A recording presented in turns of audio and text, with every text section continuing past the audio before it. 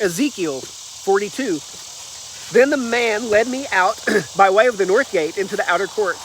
He brought me to the group of chambers opposite the temple yard and opposite the building to the north, along the length of the chambers, which was 175 feet. There was an entrance on the north. The width was 87.5 feet, opposite the 35-foot space belonging to the inner court, and opposite the paved surface belonging to the outer court.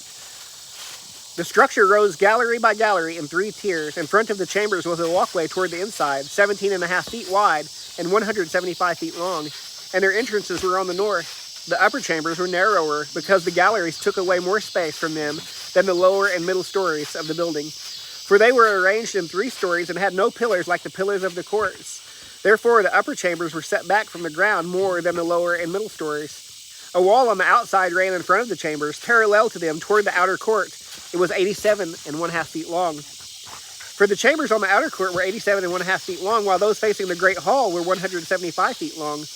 At the base of these chambers, there was an entryway on the east side, as well as enters them from the outer court.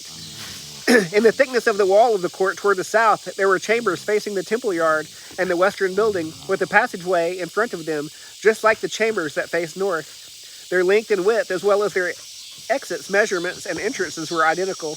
The entrance at the beginning of the passageway, the way in front of the corresponding wall, as one enters the east side, was similar to the entrances of the chambers that were on the south side. Then the man said to me, the northern and southern chambers that face the courtyard are the holy chambers where the priests who approach the Lord will eat the most holy offerings. There they will deposit the most holy offerings, the grain offerings, sin offerings, and guilt offerings, for the place is holy. Once the priests have entered, they are not to go out from the holy area to the outer court until they have removed the clothes they minister in, for these are holy. They are to put on other clothes before they approach the public area. When he finished measuring inside the temple complex, he led me out by way of the gate that faced east and measured all around the complex. He measured the east side with a measuring rod. It was 875 feet by the measuring rod. He measured the north side. It was 875 feet by the measuring rod. He measured the south side. It was 875 feet by the measuring rod. Then he turned to the west side and measured 875 feet by the measuring rod. He measured the temple complex on all 4 sides. It had a wall all around it, 875 feet long and 875 feet wide, to separate the holy from the common.